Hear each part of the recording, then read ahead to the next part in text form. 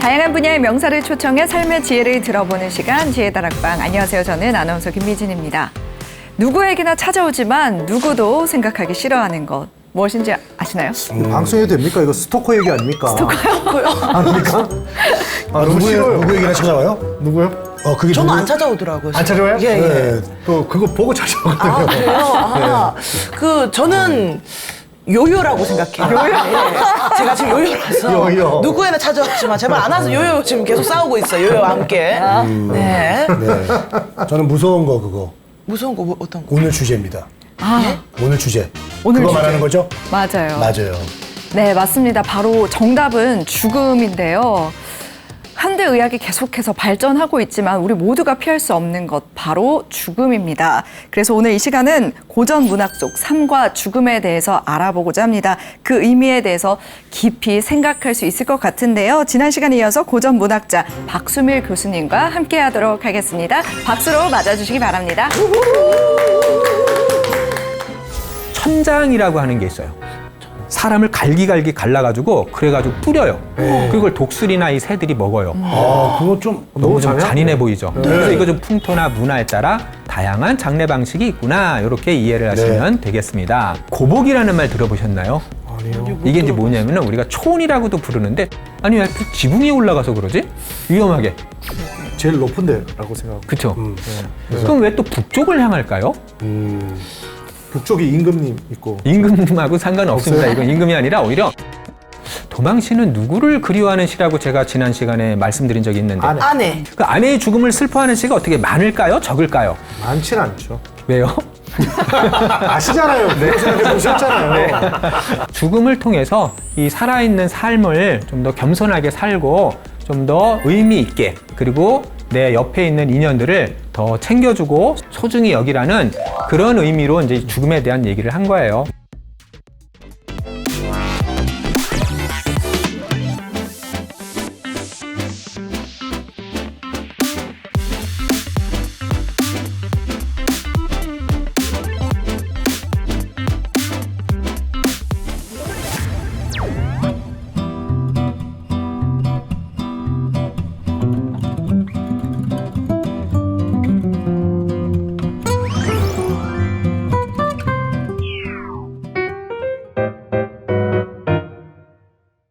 안녕하세요. 고전문학자 박수밀입니다.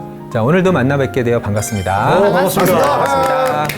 지난 시간에 이제 교수님을 만나 뵙고 저는 이제 고전에 대해서 배울 줄 알았는데 네. 고전에 대해서 배우면서 죽음까지 우리가 네. 생각하게 돼서 네. 사실 이 죽음에 대해서 별로 생각해 본 적이 없고 네. 생각하고 싶지도 않았거든요. 맞아요. 예. 그러나 이게 생각 안 한다고 안 오는 게 아니잖아요. 그래서 죽음에 대해서 한번 생각해 보는 시간을 가졌고 또 그러면서 조사를 또 제가 해봤습니다. 네, 교수님이 뒷조사를 한 건 아니고 교수님을 보니까 이제 책 한 권을 쓰기 위해서 무려 27권의 동양 고전을 읽었다. 네. 네, 이런 내용이 있거든요. 이게 네. 사실입니까? 아, 네. 그러면 뭐 퀴즈에 응하도록 하겠습니다. 네네네. 네. 제가 이제 젊은 시절부터 저는 죽음에 대해서 관심은 좀 많았던 편이에요. 그리고 이제 부모님이 또 많이 편찮으시고 이런 것들을 보면서 이제 늙어감과 죽음에 대한 관심이 많아서 우리 동양 고전에서 그 관련 자료가 있으면 이렇게 차곡차곡 쌓아와서 이제 근래에는 그와 관련된 이제 책도 하나 쓰기도 했거든요. 네. 그래서 저뿐만이 아니라 모든 학자들이 한 권의 책을 쓰기 위해서는 수십 권의 다른 책을 읽어야 돼요. 그래서 뭐 단순히 그 27권은 정말 직접적으로 본 거고 간접적으로 본 책이라든가 또 수십 편의 논문 이런 것들을 이제 다 합해서 이렇게 하는 건데, 저뿐만이 아니고 이게 책을 내는 모든 분들이 공통적인 그런 노력이라고 생각하시면 되겠습니다. 네. 근데 교수님 궁금한 게 네. 옛날이랑 요즘이랑 네. 아마 죽음에 대한 생각이 좀 다를 거라는 생각이 들어요. 네. 특히 또 의학이 많이 발달하다 보니까 네. 기대 수명도 많이 늘고 네. 예전에 그 요즘 너튜브로 보면 그 전국 노래자랑에 네. 노래 부르러 나오신 분이 네. 뭐 할아버지인 줄 알았더니 34살 정도 되신 분들이 막 네. 나오는 걸 보면서 맞아. 지금하고의 나이는 진짜 다르다는 생각이 들어요. 맞아요. 어떻게 보십니까? 맞아요. 평균 수명이 진짜 지금 엄청나게 늘어나요. 우리 조선시대는 막 평균 수명이 25대고 그랬는데, 왜냐면 어릴 적에 너무 많이 죽거든요. 병으로. 그렇죠. 그렇네요. 네. 근데 이제 지금은 80살이 다 넘잖아요. 평균 네. 수명이. 네, 그런 시절을 살아가고 있고, 되게 젊어요. 나이에 대해서 옛날에 비해서 너무 젊어 보이죠? 네. 그래서 이제 그런 것들을 보면서 죽음을 대하는 태도가 좀 달라진 게 아닐까라고 생각이 될 수 있겠지만은 평균 수명은 길어졌지만 어쨌든 죽잖아요. 네. 그래서 그 죽음을 바라보는 또 대하는 그런 시선은 좀 비슷한 데가 있지 않을까라는 생각이 드는데 오늘 함께 한번 배워보면서 네. 그 점을 한번 확인해 보면 좋을 것 같습니다. 네네, 좋습니다. 자, 그러면 이제 오늘 여러분과 함께 지난 시간에 이어서 우리가 한번 죽음을 대하는 그런 선현들의 이제 태도에 대해서 한번 좀 생각을 해볼 텐데요. 근데 이 죽음에 대해서 바라보는 게 우리가 되게 좀 아이러니한 게 있어요. 근데 뭐냐면은 여러분들 지금 혹시 일단은 식사는 하셨나요? 네. 근데 우리가 이제 식사하고 나서 너무 배가 부를 때, 배불러 죽겠어. 이런 말 하잖아요. 맞아요. 배불러 죽겠는 게 또 배고파 죽겠어. 아, 어떻게 좀 졸리세요? 안 졸리세요? 졸려 죽겠어. 졸려 죽겠죠. 그죠? 맞아. 심지어 좋은데도 죽고 싶대. 좋아 죽겠어. 그죠? 맞아요. 또 심심해 죽겠어. 네. 이게 사실 죽는다는 게 되게 두려운 거잖아요. 맞네. 근데 생각해보니까. 이게 일상에서 너무 쉽게 써요. 맞아요. 또 이런 거. 와, 저 장면 보고, 와, 죽이는데. 들어보셨죠? 어떤 풍경이나 장면이 최고로 멋일 때, 죽여. 이런 말 죽인다. 그죠? 죽인다. 그러니까 이게 죽음은 되게 두려운 거고 꺼리는 건데 오히려 일상에서는 가장 또 멋진 거일 때 또 너무 습관적으로 쓰는 것 같아요. 그거 왜 그럴까요? 좀 어렵죠? 그러니까 저는 그렇게 생각을 해요. 그러니까 너무 이렇게 두렵거나 피하고 싶은 거를 오히려 일상에서 사용함으로 인해서 그 두려운 마음을 오히려 이렇게 희석시키려는 게 아닐까? 이런 생각이 좀 들 때가 있기는 해요. 네, 그 죽음이라는 것들이 되게 이제 아이러니하고요. 죽음을 일컫는 말도 굉장히 많습니다. 우리가 여러분 죽음을 일컫는 말, 일단 기본적으로는 죽다라는 말이 있지만 어떻게 잠들다 또 어떤 말도 있나요? 돌아가다. 그죠, 돌아가다. 돌아가다. 맞죠? 골로 가다. 골로 가다. 속어라서 안 쓰면 진짜 좋은데. 그런 거 하면 안 돼요. 네, 괜찮습니다. 떠나시다. 골로 가버렸다. 쓰면 떠나다. 안 된다. 요걸 알면 되는 네, 거예요. 떠나다. 또, 그리고 뭐 소천하셨습니다. 맞아, 소천하다. 이거 한자죠. 그죠? 또 뭐 눈 감다. 그러니까 죽는다는 말을 직접적으로 말하기가 왠지 꺼리니까 네. 죽음과 관련된 다른 우회적인 말을 많이 써요. 네. 근데 이렇게 어떤 하나의 어휘가 굉장히 많다는 거는 그만큼 그 어떤 어휘에 대한 문화적인 다양성이 많다라는 거를 말해요. 그러니까 이제 죽음을 대하는 방식이나 태도가 굉장히 다양하겠구나라는 거를 알 수 있어요. 그래서 이제 예전에는 죽음에도 차별을 둬요. 그래서 이제 황제가 죽으면 붕이라고 써요. 붕. 네, 붕. 그다음에 대부가 죽을 때는요. 그다음에 이제 대부가 죽을 때는 조리라는 말을 써요. 근데 일반인이 죽을 때는 사. 그리고 역적이 죽을 때는 폐라는 말이 있어요. 이렇게 죽는 거에 따라 사람에 따라 또 직위에 따라 이렇게 차별을 하는 어휘 뭐 이런 게 있었는데 이런 네. 거는 사실은 이제 공자께서 이렇게 뭐든지 이렇게 명분론적인 태도에 따라서 그런 걸 이렇게 구분을 짓는 그런 의식 때문에 좀 그런 것 같고요. 또 이제 죽음과 관련된 한자어로는 유명을 달리하다. 저거 많이 쓰더라고요. 그죠. 유는 이제 기풀유, 그윽할유. 그러니까 요거는 이제 어떤 저승의 세계, 죽음의 세계. 명은 밝을 명이니까 밝은 이승의 세계. 그러니까 그런 저승과 이승이 달라졌다. 이런 뜻이 되겠고, 네. 타계했다.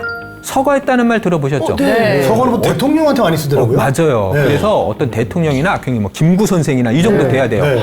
그래서 이 서거라는 말은 어떤 국가적으로 공인을 받은 아주 굉장히 유명한 분일 때나 서거예요. 서거. 대통령 정도 정말 돼야 돼요. 네. 그래서 사회적인 합의가 될 때만 서거이기 때문에 우리 일반인이 이제 죽게 되면은 서거라는 말은 쓰지는 않습니다. 네. 불교에서는 열반에 들었다. 열반에 들었다. 또는 어떤 뭐 정멸에 들었다. 네. 이렇게 얘기를 하고요. 제가 알기로 천주교에서는 이제 신부님이 더 이렇게 사제가 죽으면은 선종에 들었다. 선종. 이렇게 죽음에 대한 용어가 또 어떤 직이나 여러 가지 종류에 따라서 이렇게 다양하게 이제 포진되어 있는 사실을 알 수 있습니다. 네. 요절도 있더라고요. 요절. 맞아요. 요절은 이제 일찍 너무 죽는 거. 맞아요. 너무 일찍 이제 젊어서 요절이라는 죽는 거를 거. 요절했다라고 말을 하고요. 그런 어떤 요절한 사람을 갖다가 기리는 문학 양식은 뭐다? 지난 시간에 제가 들려드렸는데 기억날까요? 그러니까 뭔가 불행하게 죽거나 요절했거나 안타깝게 죽은 사람을 기리는 양식은 제문이라는 통상적 양식 대신에 애사. 맞습니다. 네, 그건 이제 애사라고 합니다. 네. 네, 그렇습니다. 애사. 그 장례 풍속도 굉장히 다양하네요. 네, 제가 이제 앞에 이제 많이 썼죠. 이거 하나하나 자세히 이제 말하기는 좀 어렵고요. 이제 오늘날 옛날에는 주로 뭐죠? 우리 조선 시대에는 어떤 풍속을 했죠? 장례. 매장. 매장. 네, 매장이 있었고요. 근데 요새는 뭘로 바뀌었죠? 화장. 그럼 왜 다 이렇게 화장을 하는 걸까요? 묻을 땅이 많이 땅이 있어서. 땅도 맞아요. 이제 줄어들기도 하고. 돌아가신 분들이 땅을 차지하다 보니까 살아있는 사람들 또 후손들의 땅이 없기 때문에 화장을 주로 하는데 저희 이제 부모님만 하더라도 화장은 좀 꺼리세요, 사실은. 왜 그럴까요? 뭔가 죽어서도 내 몸이 없어졌다. 그게 사실은 유교의 그런 어떤 내 몸을 갖다 함부로 이렇게 훼손해서는 안 된다는 그 의식이 좀 강하기 때문에 그런데 근데 이제 개인적인 의견으로는 후손들을 위해서는 그래도 이렇게 화장을 많이 해야 되는 게 아닌가 네, 이제 그런 생각을 가지고 있고요. 저 답이라고 하는 건 불교에서는요, 이제 답이라고 해요. 저게 이제 인도어인데 불에 태운다라는 뜻이에요. 네, 그리고 좀 특별한 게 천장이라고 하는 게 있어요. 천장에 달아놓습니다. 들어보셨어요? 하늘천. 이런 천장이 아니라, 네. 이제 저 하늘에다가 장례를 치낸다는 건데, 이게 티벳에 오늘날에도 전해지는 건데, 좀 들어보셨죠? 네. 산 꼭대기에다가 네. 죽은 사람을요. 이렇게. 시체를. 네, 맞아요. 시체를 갖다가 잘라요, 사실은. 새들이 먹기 좋게. 근데 그게요, 내장도 파고, 네. 사람을 갈기갈기 갈라가지고, 그래가지고 뿌려요. 그걸 독수리나 이 새들이 먹어요. 그거 좀 너무 좀 잔인한데? 잔인해 보이죠. 그래서 이거 좀 보여주지 않으려고 많이 이제 그래요. 너무 잔인해 보여서 막 그 피비린내 이런 거 막 맡으면 근데 왜 그럴까요? 그러면 너무 좀 막 야만적이어 보이고 그런 느낌도 있고 그렇죠. 왜 그렇게 천장을 하지? 자연으로 돌아가게끔. 네, 맞아요. 근데 하는 거죠. 이런 것들은 다 이제 문화적인 관점에서 이해를 해야 돼요. 그래서 그 티벳은 매장을 할 수가 없어요. 전부 돌천지라서 이게 땅을 파기가 힘들어요.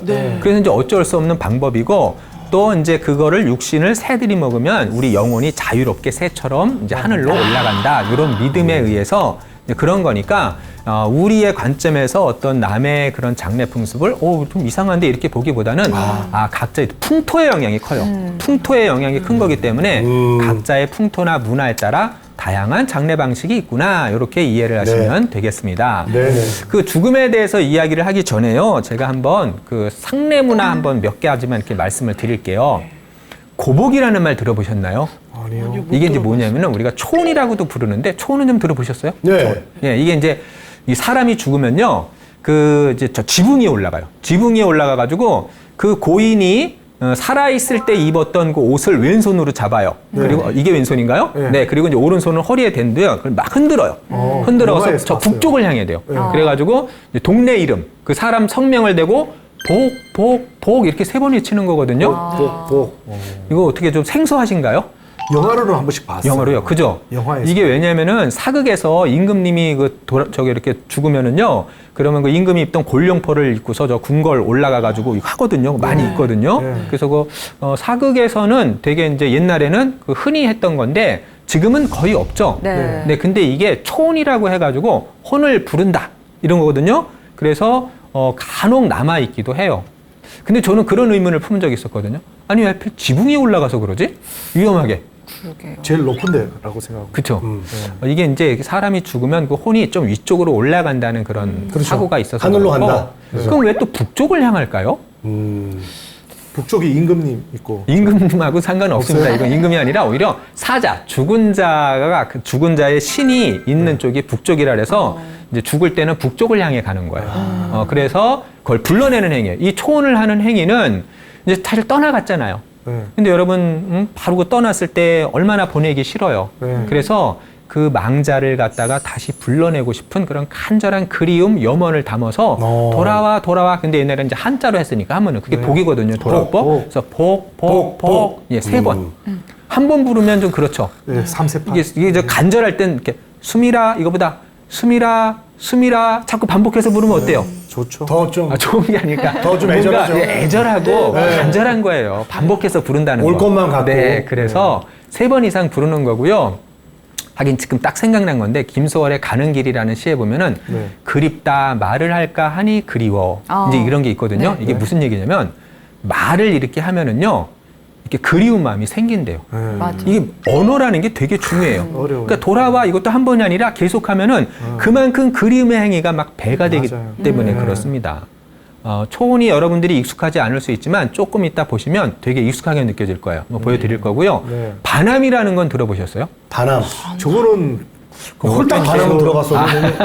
홀딱 반했다. 네. 네. 죽은 사람 입에다가 뭐 쌀 같은 거 넣는 거잖아요. 맞아요. 맞습니다. 저 죽은 사람의 입에다가 이게 구슬이나 쌀을 물려주는 건데 이게 이제 저승 갈 때 노잣돈으로 노잣돈 쓰라고. 하라고? 네, 이게 반환 풍습이 사실은 전해져 오는 건데 지금은 거의 다 없어지기는 없죠. 했습니다. 네, 없어지기는 했는데 근데 이게 이제 옛날에는 되게 흔히 있었어요. 근데 그 실학자로 일컬어지는 연암이나 연암 박지원이나 홍대영 같은 경우는 반함을 절대 하지 마 이렇게 유언을 해요. 근데 그 이유가 뭐냐면은 먹고 살 것도 없는데. 아니 그게 아니라 이제 저기 이렇게 평범한 가정은 쌀을 하지만은 네. 좀 이렇게 좀 있는 집에서는 구슬 대신에 좀 더 좋은 거 그러니까. 네. 그래서 여러분들도 오늘날에도 왜 망자에게 수의 입힐 때 좀 많이 있는 집안은 막 몇 억짜리 수의도 있대요. 예, 예.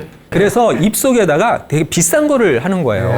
그러니까 이게 사치의 의미가 되니까 이제 그런 어떤 좀 뭔가 어떤 없는 자와 있는 자의 차별도 있고 하다 보니까 이제 그 좀 깨인 실학자들은 그걸 하지 말라라고 했고요. 예전에 그 유럽에서는 관에다가 네. 이렇게 뭐 금은보화나 이런 네, 거 가지고 맞아요. 이게 집어넣는데 네. 그걸 도구를 해간대요. 그래서 이것 때문에 도굴꾼이 생기는 거예요. 그러니까요. 장자에 보면은 예. 입을 가서 이렇게 벌려요. 입을 훔치려고. 벌려갖고. 네, 비싼 거를 넣기 때문에 도굴꾼이 생기는 거예요. 네, 그러니까 맞습니다. 안 하는 게 낫죠. 네, 맞아요. 그래서 그냥 일반적인 구슬이나 쌀을 하는 게 또 좋을 수도 있습니다. 네. 자, 아까 초원 말씀드렸죠? 네. 자, 오늘 한번 제가 김소월의 초원 하나 한번 소개해 드릴게요. 이게 이제 혼을 부르다. 아까 그 고복의식을 얘기하는 건데 좀 들어봤죠? 네. 이게 뭐 수능이나 이런 데도 되게 잘 나오는 맞아요. 네, 필수. 네, 김소월의 대표작 중에 하나인데 아까 초원이 죽은 망자를 부르는 의식이라 그랬죠? 네. 그러니까 이제 사랑하는 사람이 세상을 떠났어요. 여러분 떠올려 보세요. 그 사랑하는 사람이 물론 배우자일 수도 있고요. 또 자식일 수도 있고 부모님일 수도 있고. 친구일 수도 있고 부모님일 수도 있고 자 그럴 때 그 마음을 한번 생각해 보면서 이제 떠났어요. 다시는 더 이상 부를 수 없는 이름이 돼버렸습니다. 산산이 부서진 이름이요.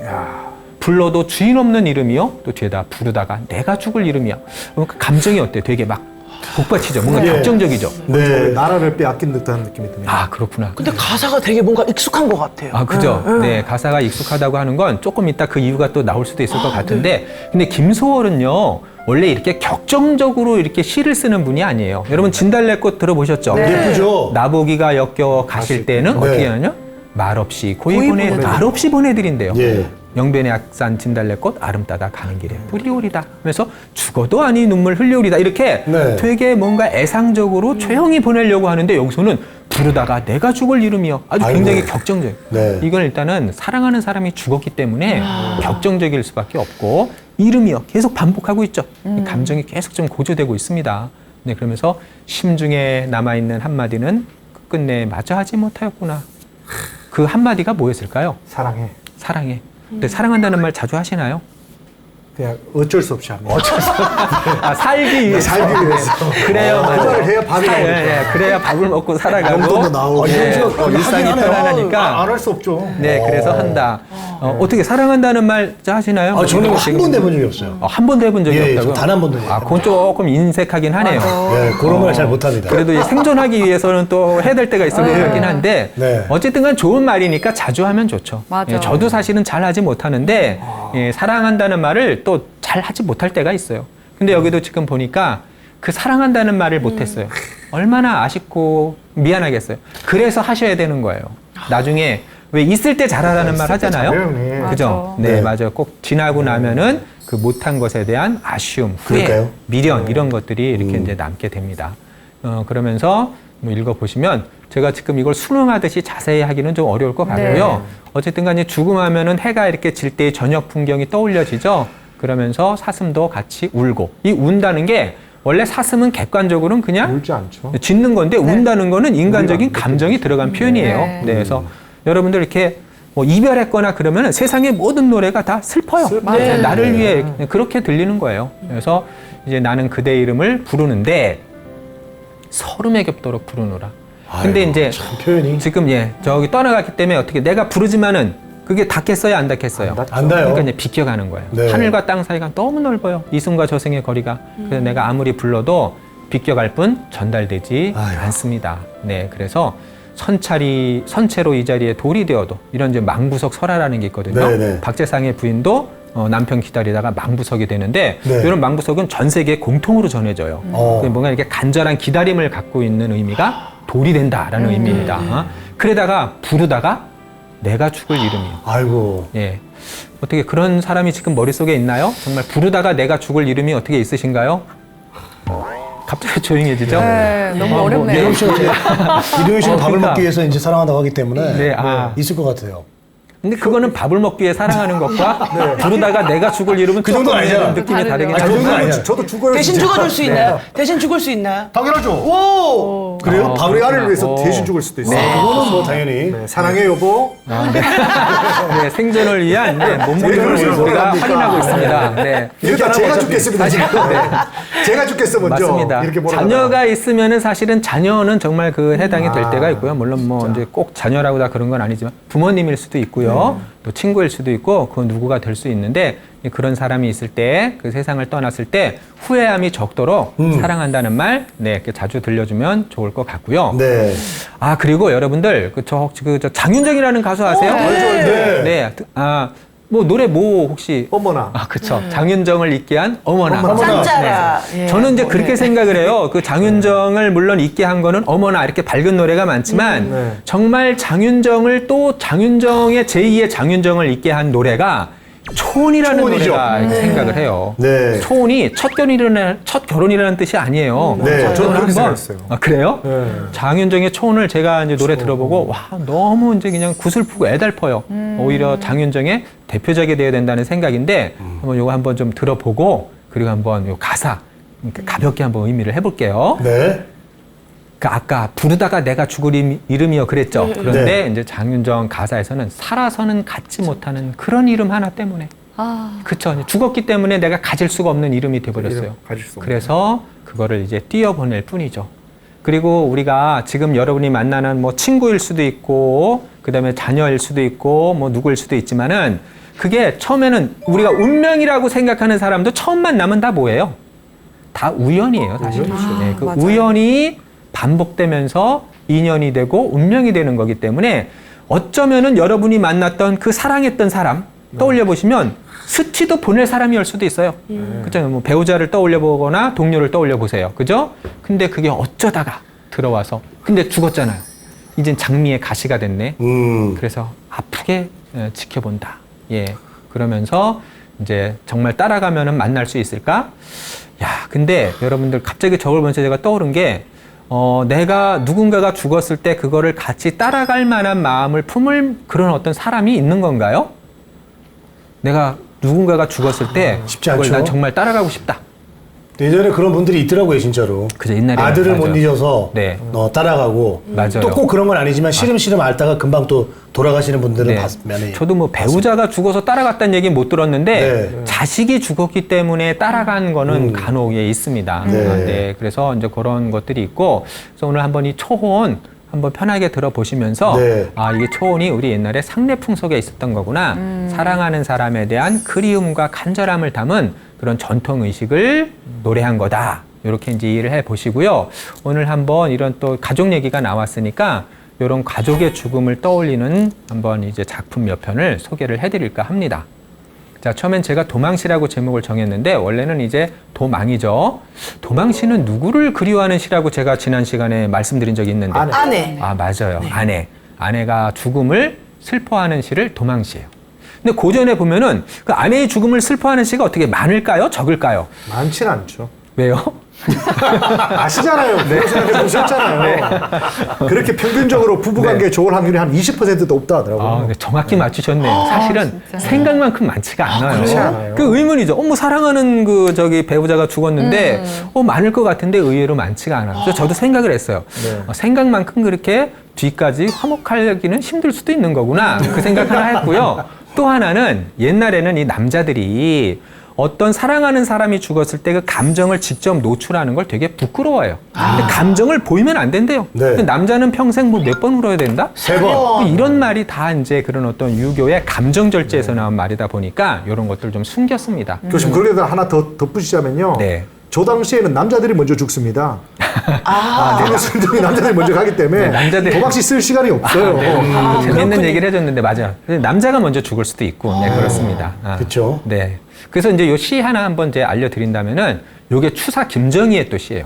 추사 김정희 혹시 들어보셨습니까? 알죠. 안 쓰시는 분 아닙니까? 네, 붓글씨로 아주 그냥 유명하시죠. 그렇죠. 잘 글씨 쓰는. 서예의 제1인자이자 실사구시 19세기에 굉장히 중요한 인물이고요. 추사체죠. 네, 맞아요. 추사체라고 하는 그런 어떤 명필로 유명한 분이고요.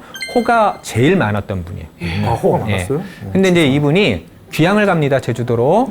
자, 그런데 이제 아내와 헤어지게 되겠죠? 네. 근데 이제 아내와 헤어진 지 2년 만에 아내가 세상을 떠나요. 근데 떠났는데 그게 죽었다는 소식을 1개월 뒤에나 들어요.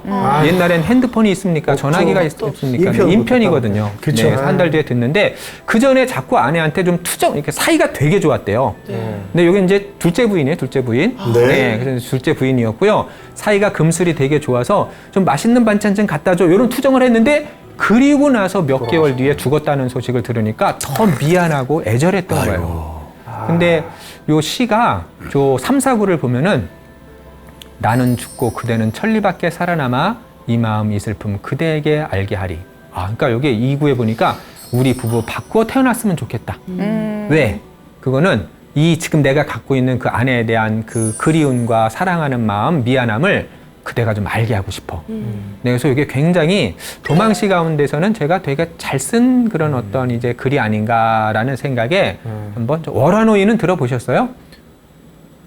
태워주는 분 아닙니까? 이게? 아니고 지금의 중매쟁이인 건데 옛날에는 인연이 있으면은 월화노인이 보이지 않게 끈으로 두 사람을 이렇게 묶어서 인연을 맺어줬다는 중매쟁이가 월화노인이라는 분이 있습니다. 네, 이제 그거를 이렇게 한 거고요. 그리고 이제 수많은 사람의 죽음, 가족 중에 안타까운 죽음이 많이 있죠. 뭐 부모의 죽음도 너무 안타깝고 있지만은 누가 죽었을 때 제일 좀 애달플 것 같아요. 자식. 맞아요. 자식이 자식일 죽으면 것 같습니다. 마음에 묻는다고. 그래서 자식의 죽음은 참척, 아주 그냥 그 참혹한 슬픔. 네. 그러면 공자의 제자인 자한은 자식이 죽으니까 사흘간 피눈물을 흘리다가 눈에서 이제 피눈물이 나서 나중에 눈이 멀어요.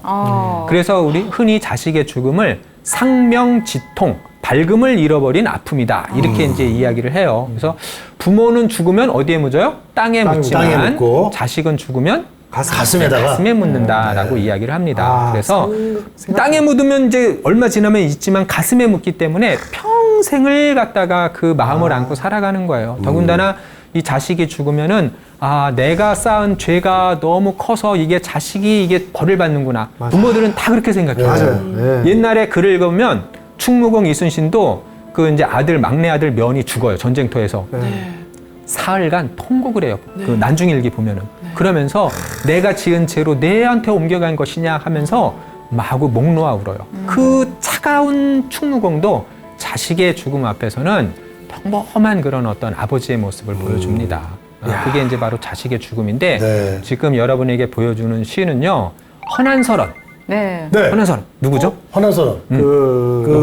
허균의 누나. 허균 누나예요? 홍길동전의 홍길동전. 홍길동전의 저자가 지금은 이제 아니라는 설이 이제 많이 있지만은 네. 어쨌든 그 허균의 누나이고요. 허초이라고 하는 이제 본명인데 사실은 고전 여류사에서 가장 똑똑한 시인이었어요. 여류시인. 이렇게 보시면 됩니다. 너무 똑똑해서 어떻게 했다? 어떻게 됐다? 남편하고 이혼했다.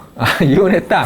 일찍 사랑을 죽어요. 못 받았다고. 남편의 구박을 많이 받고 옛날에는 좀 여성들이 똑똑하면 안 똑똑하면은 좀 안 됐던 그런 좀 뭐 남존여비 또 어떤 좀 어떤 가부장제 그런 게 좀 마음 있었습니다. 아픈 시대 그래서 이야기네요. 시댁한테 구박 많이 받고 이렇게 하다가 27살에 이제 나이를 떠나는데 이건 또 참을 수 있겠어. 그런데 19살 때 여기 읽어보면은 딸이 세상을 떠나요. 그리고 그 이듬해 또 아들마저 있습니다. 아유. 지금 그 상황을 지금 다룬 거예요. 그래서 결혼살이도 힘들대 가장 사랑하는 자식 둘이 이제 세상을 떠나서 저 광릉은 지금 경기도 광주에 있어요. 초월읍 지월리라는 곳에 지금 이제 묻혀 있는 곳인데 네. 나중에 사실은 그 허난설원도 저 자식 그 무덤 바로 옆에 그러니까 경기도 광주에 있습니다. 그래서 그걸 지금 읊은 거예요. 백양나무는 이제 그 무덤에 늘 심는 나무를 말해요. 그래서 그 얘기를 하는 거 있고요. 그러면서 또 뱃속에 아이가 하나 있는데 애들이 죽었잖아요. 그걸 생각하니까 내가 이게 진짜 잘 자랄까 걱정이 되는 거야. 그러니까 옛날에는 어땠다고요? 일찍 죽은 이유가 뭐라고요? 병. 병이 많았죠. 천연두 이런 거 한번 네. 걸리면은 다 죽었기 때문에 그래서 그거를 잘 살아가기를 이렇게 기약할 수 없습니다. 그래서 이제 피눈물 흘린다라고 얘기하고 있는데 바로 허난설원이라는 그 인물도 좀 소개해 드리면서 자식 잃은 슬픔, 네, 이걸 얘기해 주고 싶었습니다. 그 여러분 노래 가운데 혹시 이 노래 들어보셨어요? 단장의 미아리 고개. 네, 단장의 미아리 고개. 거기서 단장이 무슨 뜻인지 아세요? 단장? 미아리 고개, 단장. 단장이 뭐 이렇게 짧고 길다? 무슨 짧고 슬픔 아니야? 엄청난 슬픔? 네, 그게 이제 우리가 뭐 짧은 지팡이 이렇게 이해하는 경우가 있는데 사실 창자가 끊어지다. 이 그래서 창자는 이게 애끈타라는 네. 말이었죠. 그래서 옛날 그 삼엽 지방에 이제 원숭이가 많았던 곳인데 어떤 사람이 거기서 새끼 원숭이를 잡아가니까 어미 원숭이가 계속 기슬끌 따라가지고 그 배를 따라온 거예요. 배가 정박해 있는 사이에 어미 원숭이가 배에 뛰어들자마자 죽어요. 그래서 이상해가지고 배를 갈라봤더니 창자가 마디마디 다 끊어져 있었대요. 이 단장도 자식을 잃은 슬픔. 그럼 창자가 다 끊어져요. 네. 눈이 멀고 그게 이제 자식을 잃은 슬픔이구나. 너무 이해가 아파서. 좀- 네, 맞습니다.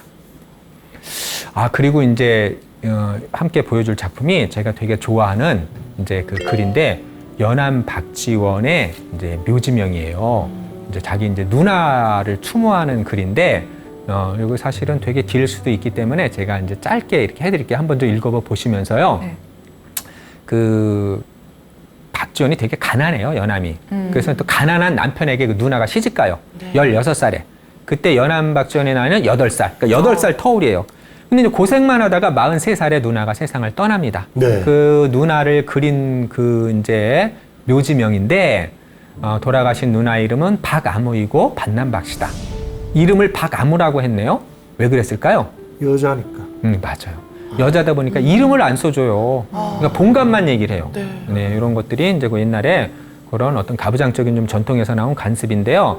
어쨌든 그래서 박아무이고 반남박씨인데 자, 묘지명을 써요. 16살에 이 백규라고 하는 이택모에게 자, 이제 시집을 갑니다. 근데 지금 43세 떠나요. 원래 묘지명이라고 하는 거는 그 생전에 살아있던 사람의 어떤 그런 관직이나 또 어떤 그런 좋은 덕, 인품 이런 것들을 막 나열하는 거예요. 그래서 이렇게 얘기를 해요. 야, 이게 묘지명이라는 게 이름만 바꾸면 다 똑같다. 왜냐면 상투적이에요. 관직 이런 거. 그리고 뭐 솔직히 인품을 쓸 때 나빴다고 쓰는 경우 있나요? 다 훌륭했다, 착했다 이렇게 쓸 거 아니에요. 네. 너무 비슷해요. 근데 연암박지원의 묘지명은 좀 다른 거예요. 여기 저 읽어보면은 백규가 착한 아내 이른 데다가 살아갈 여력이 없자 여기 보면은 솥, 그릇, 상자를 메고 가는 거예요. 자, 여러분 이사 한번 가보셨죠? 네. 이사 갈 때 어느 정도 들어요, 무게가? 그래도 한 트럭. 그죠? 근데 이거는 그냥 메고 가요. 얼마나 없으면 살림살이가. 그리고 이제 예전에는 집안이 가난하면 누가 고생을 한다? 자녀들. 물론 자녀도 고생하는데요. 제일 고생하는 건 아내예요. 아내가 고생하죠. 왜 그럴까요? 그러니까 선비들은 무엇을 안 했다? 일을 안. 네, 맞아요. 노동을 안 했어요. 공부만 했어요. 선비들이 네, 맨날 책만 읽었어요. 네, 그래서 노동을 안 했기 때문에 가정의 경제를 그럴 때 이 여성인 아내가 책임을 져야 됐기 때문에 되게 이렇게 힘들어요. 그 상황이 지금 나타나 있는 거예요. 짧은 글이지만은 그거를 우리가 읽어낼 수 있어야 돼요. 그래서 이제 그 글이 보면은 이게 원래는 이렇게 막 나열을 해요. 행적을. 근데 한 장면을 썼어요, 연암. 그게 요거예요. 누나가 시집 가던 날. 연암 8살 때 이야기. 그게 뭐냐? 자, 8살에 누나가 시집 가던 날 새벽에 이제 나는 응석 부리느냐고 막 신랑 말투를 흉내내서 막 말을 하니까 누나가 부끄럽잖아요? 빗을 이마에 떨어뜨립니다. 자, 내가 막 화가 난 거예요. 때를 써요. 막 분에 먹을 섞어요. 거울에 침 뱉고. 그러니까 누나가 이 시끼 하면서 화를 낸 게 아니라 여기 보면은 오히려 이제 옥비녀 놀이개를 주면서 울음을 그치게 합니다. 딱 요 얘기예요. 되게 간단하죠? 자, 여러분들 지금 사랑했던 사람과의 어떤 추억을 떠올려 보실 때 있을 거 아니에요? 어떤 좀 즐거웠던 일이 좀 떠오르나요? 아니면은 뭔가 못해줬던 게 떠오르나요? 못해줬던 거 떠오르죠. 즐거웠던 일이 안 떠오르고 왜 못해줬던 일이 떠오르죠?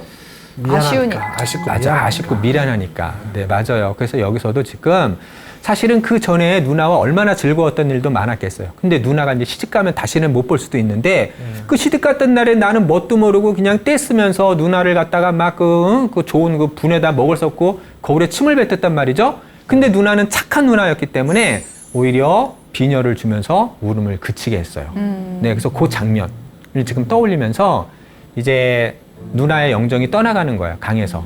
돛배 그림자는 새벽에 그래서 이제 강구비에 이르러 나무에 가리자 다시는 보이지 않았다. 이제 누나와는 영영 헤어지는 그 장면입니다.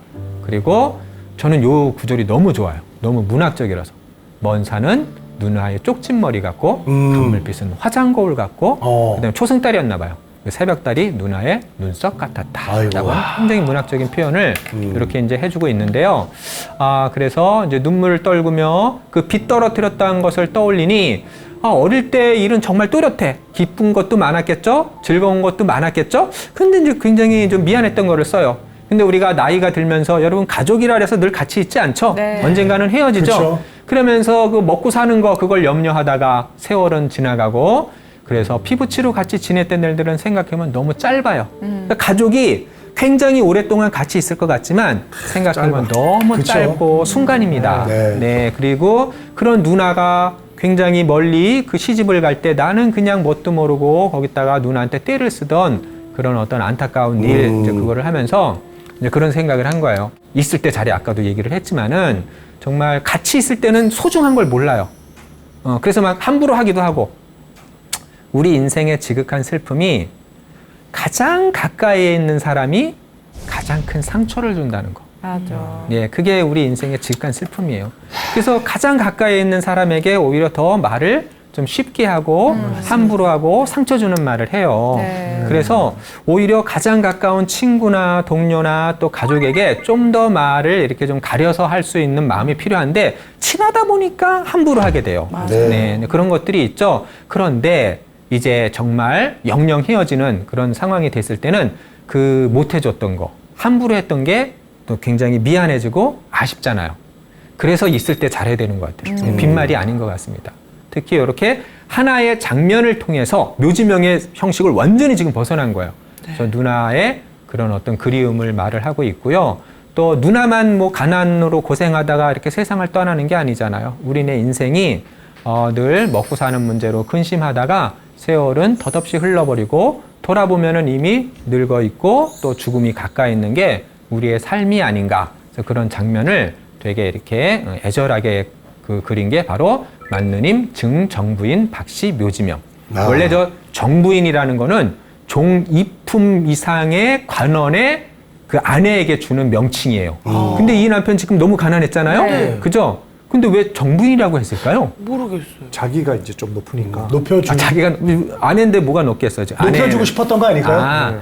이게 이제 왜 그러냐면은 요 때는 관직이 없고 정말 가난했는데 요 남편 이택모가 나중에 이제 과거에 합격하고 종 2품까지 올라가요. 아이고 잘 됐네. 네, 잘 됐긴 했죠. 근데 이제 아내는 좀 이미 섭섭하네. 그냥, 네, 맞아요. 아내가 아내 있을 때 잘 됐으면 어떡해. 좋았는데. 그럼 뭐 입신양면하는 모습을 좀 봤어야 되는데. 네. 그런데 이제 그러다 보니까 나중에 후손들이 다시 요거를 문집에 간행할 때 그거를 갖다 정부인으로 이렇게 이제 바꾸어서 아이고, 네, 해준 잘 겁니다. 됐다. 네, 그렇게 보시면 되겠습니다.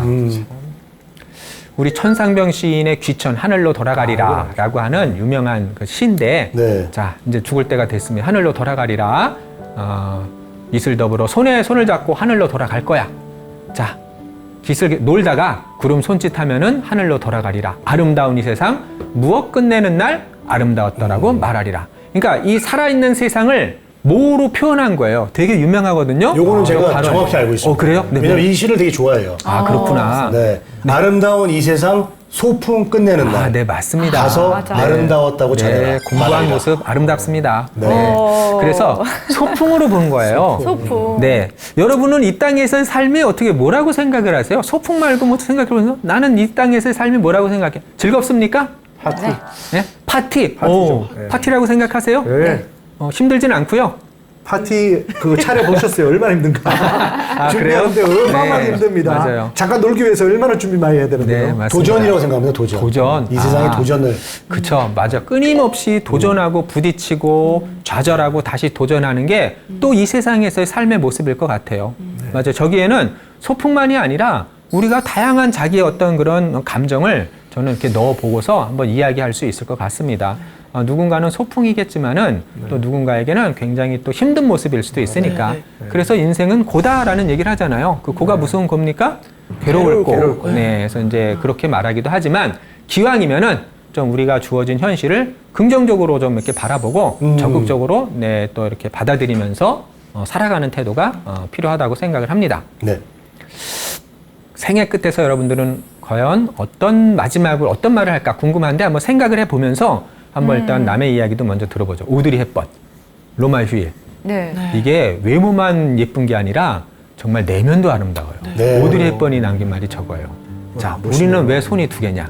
뭐죠? 한 손은 나를 위한 손, 한 손은 남을 돕는 손이래요. 저는 이 말이 너무 좋은 거예요. 네. 그러니까 우리가 너무 나만을 위해서 살아가기 아등바등 하잖아요. 근데 오히려 이 한 손은 남을 좀 돕는. 그래서 자꾸 내 문제에서 벗어나서 남을 도울 때 오히려 내 문제를 갖다가 더 이렇게 벗어날 수도 있어요. 그래서 맹자도 그런 말을 해요. 하루아침에 근심을 근심하지 말아라. 맨날 먹고 사는 그런 문제가 아니라 오히려 또 다른 그런 근심, 그것은 어떤 이웃을 위한 삶을 근심할 때 나의 문제에서 더 벗어날 수 있다라는 이야기를 하기도 합니다. 알렉산더는 또 이런 말을 했다고 해요. 일하지만은 유언이 손을 관 밖에 내놓으래요. 왜 이런 말을 했을까요? 그 남들이 볼 수 있게. 마주차도 네? 묻혀 있다. 아무것도 네. 안 하고 아. 아무것도 못 갖고 간다. 네, 맞아요. 좀 비슷한 그런 뉘앙스인데 천하를 집했잖아요, 알렉산더가. 네. 하지만 죽을 때는 난 빈손으로 간다는 빈손으로 거죠. 간다. 네. 떠날 때는 빈손이다. 손을? 네, 그렇죠. 야, 나는 뭐 손금 네. 봐달라고 그런 줄 알았네. 손금. 네. 예. 죽기 전에 손금 한번 내일 보면서. 성공한 사람 손금이 네. 이렇다. 나의 손금은 이런 거야. 그런 건 줄 알았는데. 그럴 수 있겠네. 네, 이제 그럴 수도 있겠지만은 예. 어쨌든 간 아무리 세상을 다 얻었어도 죽을 때는 빈손이다라는 거를 보여주고 싶어 했다고 하고요. 또 우리의 신금을 울리는 네. 네, 안중근. 네, 이 안중근 의사의 그 유언입니다. 한번 좀 읽어볼까요, 우리? 한번 저 이동엽. 목소리, 제가 네, 할까요? 네, 이동엽님 한번 좀 읽어보시겠어요? 네. 내가 죽은 뒤에 나의 뼈를 하얼빈 공원 곁에 묻어두었다가 우리나라가 주권을 되찾거든 고국으로 옮겨다오. 나는 천국에 가서도 또한 우리나라의 독립을 위해 힘쓸 것이다. 네. 너희들은 돌아가서 국민의 의무를 다하며 마음을 같이하고 힘을 합하여 큰 뜻을 이루도록 알려다오. 대한 독립의 소리가 천국에 들려오면 나는 춤추며 만세를 부를 것이다. 네, 좋습니다. 마지막은 더 이상, 정말 네, 무슨 말이 지금 소름 필요하겠습니까? 돋았습니다. 마지막은 네. 압권이네요. 네, 그래서 자신의 죽음을 이제 우리나라의 독립과 바꿈으로 해서 그래서 이런 순국 선열들의 희생이 있었기 때문에 오늘날 우리가 이렇게 편안하고 안락하게 네, 살아갈 수 있는 게 아닌가라고. 지금 마음이 아직도 네, 아픈 게 네, 지금 시신이 아직 안 왔습니다. 네, 맞아요. 네. 네. 아직 그런 상황이죠. 아직도 하얼빈에 있죠. 네, 이런 어떤 독립지사들을 좀 더 많이 좀 우대하고 많이 기려줘야 되는데 그런 게 아직도 많이 좀 부족해 보여서 좀 네. 아쉽기는 합니다. 자, 그럼 이제 좀 정리를 하도록 하겠습니다. 메멘토 모리. 네. 네, 죽음을 기억하라. 네, 그래서 과거 로마에서는 이제 승리를 거두고 시가 행진을 할 때 노예들을 이렇게 뒤따라오게 하면서 메멘토 모리를 이렇게 외치게 했대요. 죽음을 기억하라. 예, 왜냐하면 지금은 개선 장군이지만 언젠가는 반드시 죽는다. 그거를 기억하라는 거예요. 우리가 죽음을 기억할 때 오히려 이제 삶을 겸손하게 살 수 있다. 그래서 이렇게 두 번에 걸쳐서 제가 죽음에 대해서 이야기한 것도 뭐 죽음이 무엇이다. 이제 이거를 이해하기 위해서가 아니라 오히려 죽음을 통해서 이 살아있는 삶을 좀 더 겸손하게 살고 좀 더 의미 있게 그리고 내 옆에 있는 인연들을 더 챙겨주고 소중히 살라는, 소중히 여기라는 그런 의미로 이제 죽음에 대한 얘기를 한 거예요. 네. 그래서 우리 모든 인생이 언젠가는 맞이하는 죽음인데 이 남아있는 날들 동안에 우리 인연들을 더 소중히 여기면서 좀 한 번이라도 더 따뜻한 말을 해주고 그리고 오드리 헵번처럼 남은 한 손으로는 남을 위해서 도울 수 있는 그런 삶을 살아간다면 혹시라도 여러분들이 생각하는 그런 어떤 더 좋은 그런 나라에 있지 않을까 이렇게 이제 이야기를 하면서 오늘 여러분과 함께한 이 죽음에 대한 이야기는 마치도록 하겠습니다. 네. 네, 고맙습니다. 와, 메멘토 모리. 메멘토 모리. 네. 죽음을 기억하는 것이 제대로 살기 위함이다라는 말이 생각이 나는데요. 오늘 지혜 다락방은 여기서 마무리하도록 하겠습니다. 다음 주 이 시간에도 알찬 강연으로 찾아뵙도록 하겠습니다. 함께해 주신 여러분 고맙습니다. 또 만나요. 또 만나요. 안녕. 메멘토 모리. 예전 사람들도 이 늙어감의 상징이 세 가지가 있어요. 네. 뭐이겠어요? 하나는 머리가 휘어지는 머리, 거, 또 주름, 하나는 뭐겠어요? 주름. 주름이 늘어가는 거, 네. 또 하나는 뭘까요? 허리가 굽는 거. 허리가 굽는 거. 허리 굽으죠. 근데 그 얘기는 별로 없어요. 아주 오래전 일은 기억나는데 바로 어제 일은 또 잊어버리고. 고기를 먹으면 뱃속에 들어가지 못하고 다 이 사이에 끼고 입이 이제 벌어지니까 뭐 몇 개는 막 해당되나요? 우리가 아무리 아름답고 또 잘생기고 예쁜 얼굴도 나이가 들면서 그거를 막을 수는 없잖아요. 물론 이제 현대 사회는 그 과학 기술의 힘이 있어서